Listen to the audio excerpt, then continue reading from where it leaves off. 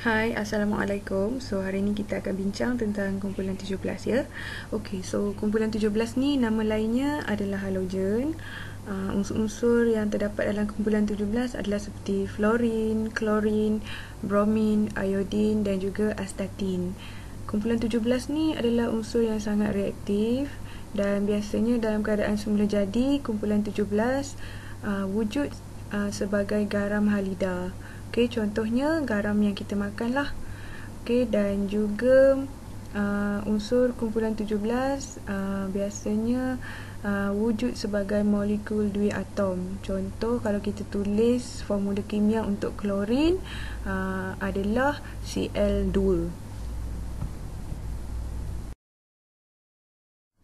Okey, bagi sifat fizik untuk kumpulan halogen ataupun kumpulan 17 ni, macam tadi saya dah terangkan, semua unsur-unsurnya wujud sebagai molekul duiatom. Okey, kamu boleh tengok kalau kita sebut fluorin, formula kimianya bukan F saja tapi F2.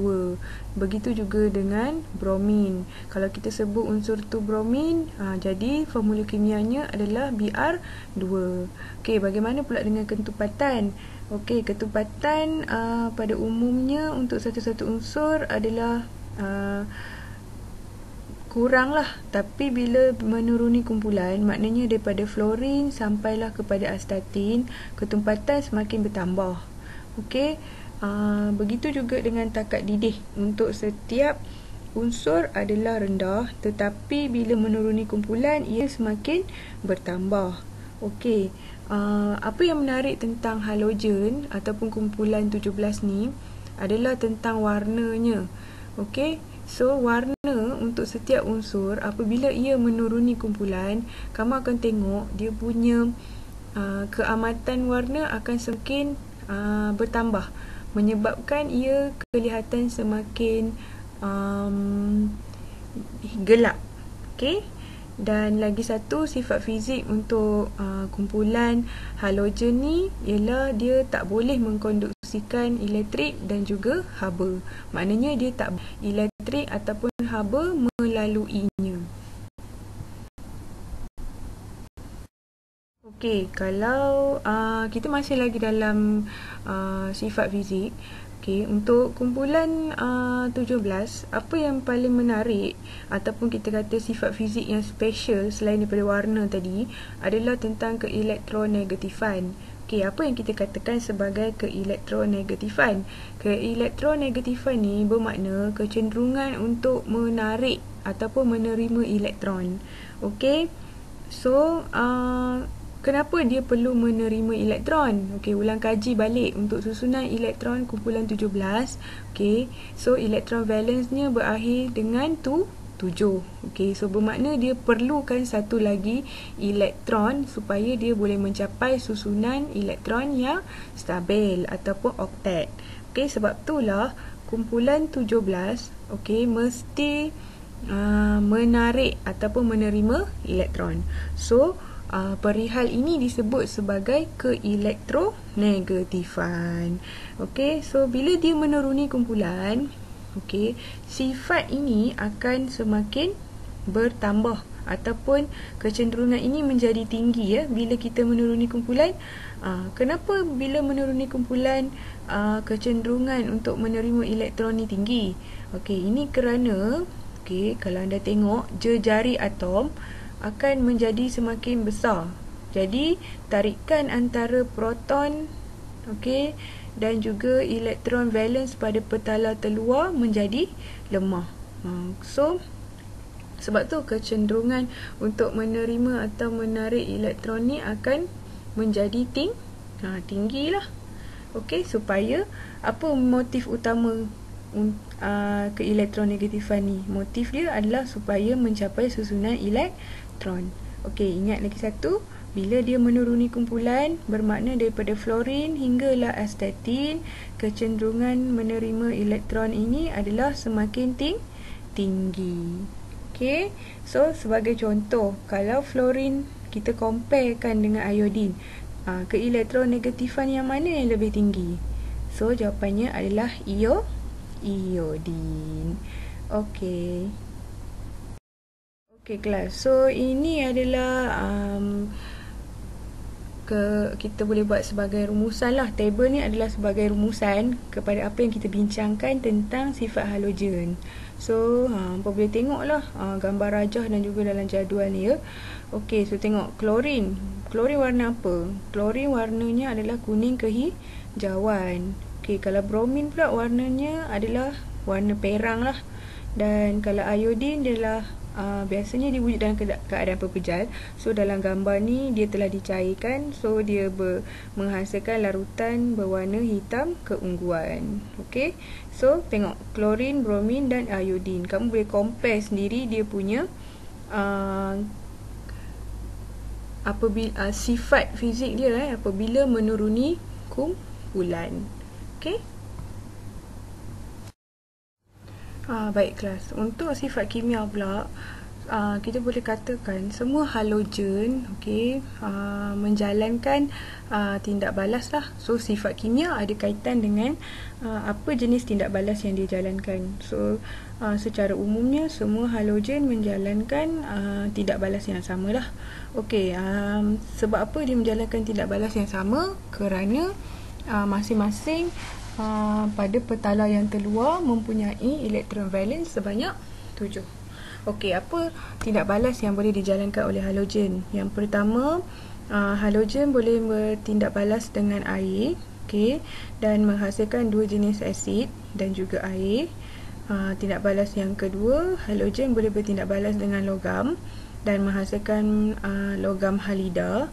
Dan yang terakhir, halogen boleh bertindak balas dengan natrium hidroksida. Okey, di mana dalam tindak balas ni dia akan menghasilkan dua jenis garam dan air. Okey, jom kita tengok satu persatu. Okey, apa yang anda boleh lihat di sini, saya berikan secara umum, okey, apa yang akan terjadi bila halogen bertindak balas dengan air lah. Okey, kamu boleh gunakan persamaan perkataan ini untuk dengan unsur kumpulan 17 yang lain. Okey, di mana halogen tambah air, okey, so akan menghasilkan asid 1 dan asid 2. Okey, contohnya saya ambil halogen iaitu klorin. Bila ditindak balaskan dengan air, dia akan menghasilkan asid hidroklorik. So asid hidroklorik inilah asid 1 dan juga asid hidrokloros iaitu asid yang kedua. Okey, so ini yang di atas adalah persamaan kimia secara perkataan dan di bawah adalah persamaan kimia biasalah di mana kita menggunakan simbol. Okey. So kamu kena buat latihan. So gantikan unsur klorin dan dengan bromin dan iodin. Okey, so selamat mencuba. Okey, sekarang kita akan bincangkan bila kita buat eksperimen. Okey, so poin yang paling penting adalah kita nak tengok pemerhatian. Apa pemerhatian yang kita akan dapat lah. Okey, so biasanya dalam tindak balas halogen kita hanya akan gunakan tiga jenis bahan lah, iaitu klorin, bromin dan juga iodin. Okey, di sini anda lihat kita akan gunakan dua indikator, iaitu kita akan tengok dari segi keterlarutan dan juga kesan ke atas kertas litmus. Okey, so untuk klorin, bila kita tengok bila kita campurkan air ke dalam klorin, okey, so kita akan tengok klorin akan larut dengan cepat dalam air dan juga perlahan-lahan larutan kuning muda akan terhasil lah. And then kita akan celupkan atau masukkan kertas litmus ke dalam larutan tadi, kertas litmus warna biru di mana dia akan berubah menjadi warna merah. So di sini bila kertas litmus biru berubah menjadi merah, kita dapat tahulah yang larutan tadi adalah sejenis asid. Dan bila dah bertukar jadi merah tadi, so kertas litmus ni yang warna merah tu dia akan meluntur dengan cepat lah. Okey, so kalau anda tengok di bahagian kesan ke atas kertas litmus ni, saya ada tulis fast, slow and very slow tu. Maknanya kita merujuk kepada kereaktifan masing-masing. So bermakna di sini terbukti apabila menuruni kumpulan, kereaktifannya adalah semakin berkurang lah. Okey, Next adalah bromin. Bila kita campurkan air dalam bromin, so dia akan melarut secara perlahan-lahan, and then larutan perang terhasil. Okay, so kesan kat atas kertas litmus pun sama. Jadi daripada warna biru tukar kepada warna merah, dan tapi warna merah tu dia meluntur dengan perlahan lah. Okay, so seterusnya adalah iodin. Sedikit saja, sebab iodin ni dia dalam keadaan suhu bilik ni dia adalah pepejal. Kita masukkan iaitu hablur lah ke dalam air, so dia hanya melarut sedikit sahaja, dan larutan warna hitam akan terhasil lah. Okey, so warna merah dia tidak akan dilunturkan. Alright, menunjukkan tindak balas iodin dengan air sangat kan.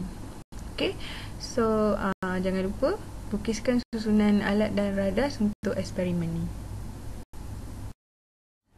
Okey, untuk tindak balas yang kedua, di mana halogen akan bertindak balas dengan logam lah. So logam yang kita pilih untuk eksperimen ini adalah ferrum. Okey, so kalau dalam bahasa kampung, ferrum ni adalah besi lah. So kimia kita panggil besi tu adalah ferrum. Okey, so ini saya bagikan orang kata secara umum lah, persamaan kimia apa yang akan kamu hasilkan bila ditindakbalaskan antara ferrum dan juga halogen, iaitu kamu akan dapat ferrum halida. Okey, so contoh kita ambil macam biasa, saya suka klorin. So klorin campur dengan ferrum, kita akan dapat ferrum 3 klorida. Okey, so macam mana nak bagi nama ni kan? Okey, so kamu ikut ferrum. Okey, 3 ni sebab cas ferrum tu, dan halida tadi tu, hali ni kamu padam, kamu gantikan dengan klori.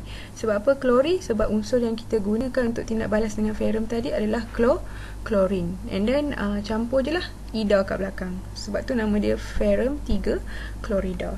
Okey, so kat atas tu persamaan perkataan, dan di bawah tu adalah persamaan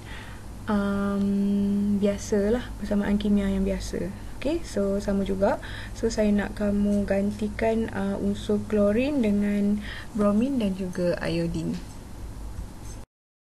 Okay, so ini adalah pemerhatian untuk eksperimen di mana halogen bertindak balas dengan ferrum tadi. Okay, so kamu akan tengok, kita akan buat dalam eksperimen ni kita akan menjalankan pembakaran. Okay, di mana kita akan salurkan gas klorin lah. So gas klorin tadi ni akan menyebabkan wool ferrum berbara dengan terang, dan seterusnya pepejal perang terhasil. Kalau bromin, wool perang tu dia akan berbara dengan sederhana terang, dan kalau iodin ni dia sangat malap. So overall persamaan ketiga-tiga eksperimen ni, okay, pepejal perang akan terhasil. Okay, so sama juga saya nak kamu lukiskan susunan alat radas bagi eksperimen ni. Dan tindak balas yang ketiga adalah tentang halogen dan juga natrium hidroksida. Okay, so X2 tu saya gantikan lah, ataupun kita namakan sebagai anu, di mana boleh digantikan dengan unsur klorin, bromin dan juga iodin. So secara umumnya dalam tindak balas ni sama juga, kita akan menghasilkan dua jenis garam lah, okey, dan juga air. So dalam tindak balas ni kereaktifan tindak balas halogen dengan natrium hidroksida juga sama macam tindak balas air dengan lepas tu dengan logam pun semakin berkurangan, okey, iaitu daripada klorin kepada iodin. Okey, so ada latihan, jangan lupa buat. Okey, untuk tindak balas halogen dan juga natrium hidroksida ni, okey, so kita akan lihat di mana apabila dilarutkan, okey, ataupun kita tambahkan klorin ke dalam natrium hidroksida, kita akan lihat larutan jernih akan terhasil. Okey, so kalau anda baca di sini, anda boleh buat satu kesimpulan bahawasanya bila halogen campur dengan natrium hidroksida tadi tu, dia akan menghasilkan larutan jernih. Okey, so di mana sebelum ni klorin ada warna, Kalau klorin warna hijau, kuning kehijauan. And then bila once kita put natrium hidroksida, dia akan bertukar menjadi larutan jernih. So same goes to bromine, from brown and then change into larutan yang jernih lah. Iodine pun sama, daripada pepecah hitam and then tukar jadi larutan jernih. Okay, so larutan jernih itulah yang saya katakan sebagai garam yang terhasil. Okay, so ada nampak garam ke cikgu nanti? Oh taklah, nanti kamu kena jalankan lagi eksperimen seterusnya lah, di mana kita akan keluarkan garam daripada larutan jernih tadi. So this eksperimen hanya stop sampai larutan jernih yang dihasilkan. Okay. Okay, so saya harap kamu dapat fahamlah tentang kumpulan 17. Okey, secara umumnya yang kita boleh lihat, sifat fizik dia yang istimewa adalah warna dan juga dia punya keelektronegatifan. And then kalau dalam sifat kimia pula, secara umumnya untuk semua unsur kumpulan 17, apabila kita jalankan eksperimen, kita boleh lihat kereaktifannya semakin berkurangan. Okey, so untuk hari ni saya nak kamu lengkapkan persamaan kimia, okey, dalam slide 6, 8 dan 10, dan juga lukiskan susunan alat radas dalam slide 7 dan 9. Okey, so minggu depan kita nak sambut raya. Okey, so selamat hari raya. Maaf saya batin. Terima kasih.